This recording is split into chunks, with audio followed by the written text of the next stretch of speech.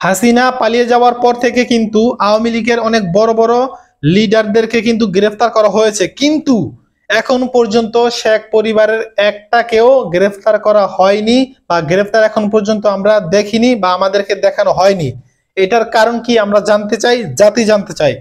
যারা এই মুহূর্তে আমরা ভিডিওটা দেখতেছেন তাদের কাছে আমরা অনুরোধ করে বলবো, যদি আমার এমন কোন অডিয়েন্স, এমন কোন ভিউয়ার্স, এমন কোন সাবস্ক্রাইব, যদি এমন কোন ব্যক্তি থেকে থাকেন যে যাদের উপরে লেভেলে হাত আছে, বা আমাদের যে উপরে যে সার্জিস আলম বা নাহিদ নাহিদ স্যার, তারপর আর এরকম যারা আছে তাদের সাথে যদি কোনো লিঙ্ক থাকে তাদের কাছে আমি অনুরোধ করে বলবো তাদের কাছে জানান যে এখন পর্যন্ত শেখ পরিবারে এখন পর্যন্ত একজন কেন গ্রেফতার হলো না, কেন গ্রেফতার হলো না। দেখেন এই যে আনিসুল হক গ্রেফতার করতেছে, পলকরে গ্রেফতার করলো, সালমান এফরমকে গ্রেফতার করলো, এদেরকে যেই পরিমাণ গ্রেফতার করলে এরা কিন্তু কোন শেখ পরিবারে কোনো কেউ না, কিন্তু এরা শেখ পরিবারে কেউ না, এদেরকে গ্রেফতার করলে কিন্তু ওরকম আহামরি ক্ষতি হবে না।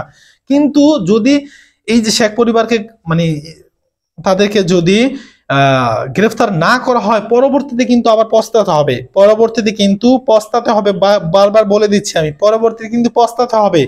এমন একটা সমাজ তারা কিন্তু এই বাংলাদেশে আছে, অধিকাংশ শেখ পরিবারে কিন্তু শেখ হাসিনা বাদে অধিকাংশ কিন্তু বাংলাদেশে আছে, আর তারা কিন্তু বাংলাদেশে বিড়া পাকাবে, বিড়া বোঝেন মানে আমাদের গ্রাম অঞ্চল যেটা বলা হয়, তারা একত্রিত হয়ে কিন্তু তারপর একটা কিছু একটা করার চেষ্টা করবে। হয়তো বলবেন যে না পারবে না, না ভাই পারবে না, এই কথা বলবেন না, পারবে না এই কথা বলবেন। একটা বিড়ির সুকা বোঝেন, বিড়ি খাওয়ার পর অনেক সময় মানুষ ফেলে দেয় না, এই ফেলে দেওয়া আগুন মধ্যে যে আগুনটা থাকে, আগুনটাও কিন্তু একটা পৃথিবী ধ্বংস করে দিতে পারে। কারণ কিভাবে, কারণ হচ্ছে একটা কুড়া পালার মধ্যে যদি বা শুকনো লাকড়ি কাঠের মধ্যে যদি লাগে, ঘষতে ঘষতে একবার আগুন ধরছে, একটু ধরছে, আরেকটা এইভাবে ধরতে পুরো পৃথিবীটা কিন্তু জ্বালিয়ে দিতে পারে। ঠিক তন্দুর ভাবে সাপকে কখনোই কখনোই ছোট মনে করতে হয় না, সে এত সাপের মধ্যে বিষ আছে আর এত বড় সাপের মধ্যে কি বিষ আছে, এই জন্য তাদেরকে কি করে বীজ দাঁত গুলো ভেঙে দিতে হবে। তো সুতরাং আমার এই যে বাংলাদেশে এখন যারা সেনা হেফাজতে অধিকাংশ মানে একজন দুজনে আমরা শুনতে পারলাম 300-র উপরে এমপি মন্ত্রী সহ বড় বড় নেতারা আছে, তো আমরা বাংলাদেশের উপরে লেভেলে যারা আছে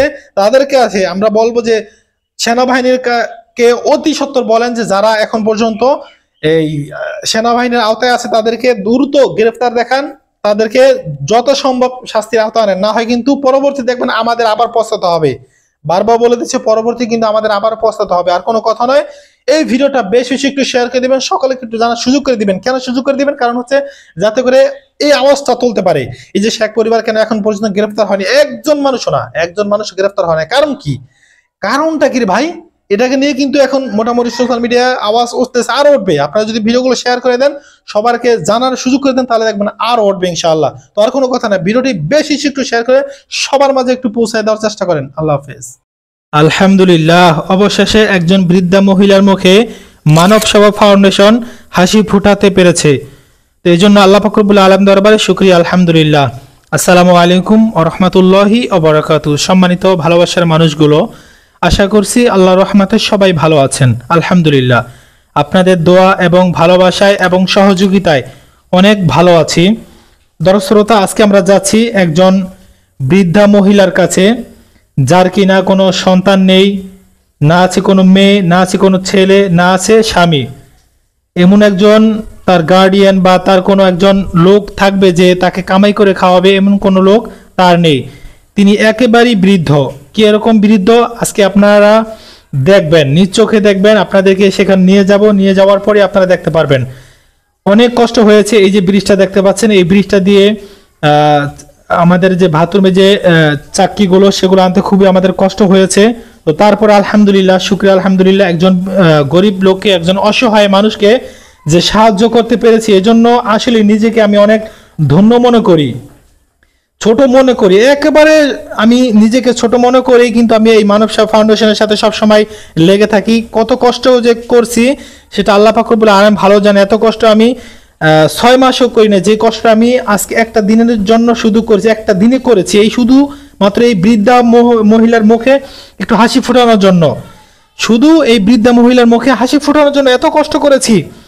তো আপনারা তো দেখতেই পাচ্ছেন, আমরা চাকিগুলো নামাচ্ছি।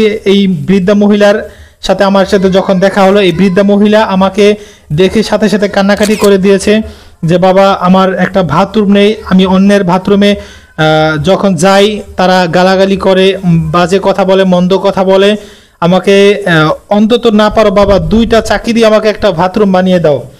আর আমার ঘরের মধ্যে কারেন্ট নেই, বাতি নেই, আমি খুবই অসহায়, আমি খুবই কষ্টের মধ্যে আছি, আমাকে যদি একটা বাতি দিতা ঘরের মধ্যে আমি অনেক খুশি হইতাম।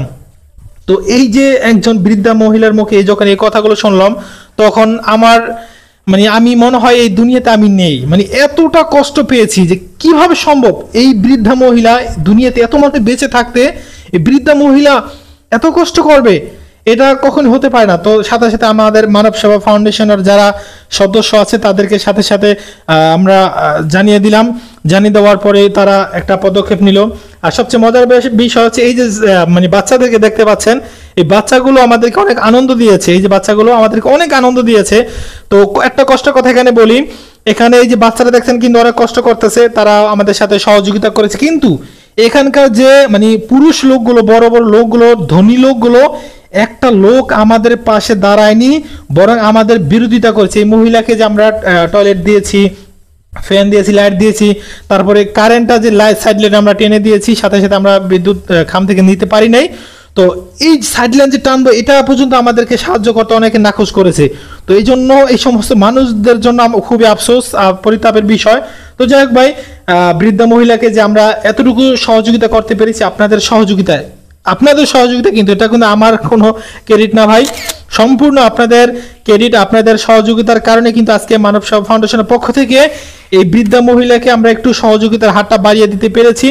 এই জন্য আপনাদেরকে কখনই আমরা ভুলবো না, মানব সেবা ফাউন্ডেশন কখনই ভুলবে না। এই যে দেখতে পাচ্ছেন বাতি কিন্তু আমরা জ্বালিয়ে দিয়েছি, একটা জালি ফ্যান দিয়েছি, কারেন্ট দিয়েছি। এই যে বৃদ্ধা মহিলা দেখতে পাচ্ছেন, আলহামদুলিল্লাহ এই বৃদ্ধা মহিলা যে কতটা খুশি হয়েছে হয়তো ক্যামেরার সামনে আপনাদেরকে তুলে ধরি নাই। ওই যে ফ্যান দেখতে পাচ্ছেন একটা বৃদ্ধা মহিলার জন্য, এই ফ্যানটাই দ্যাটস এনাফ। আর এই যে ঘরটা দেখতে পাচ্ছেন, এই ঘরটার মধ্যে কি যে কষ্টে বৃদ্ধা মহিলা জীবনযাপন করেছে যা কল্পনাও করতে পারবেন না। এই যে দেখতে পাচ্ছেন 3টা চাকি দিয়ে, একটা স্ল্যাব দিয়ে আমরা কোন রকম মতে বৃদ্ধা মহিলা যেন টয়লেট যেতে পারে সেই ব্যবস্থা আমরা করে দিয়েছি। তো সকলে ভালো থাকবেন, সুস্থ থাকবেন, ভিডিওটি বেশি শেয়ার করবেন। আল্লাহ হাফেজ।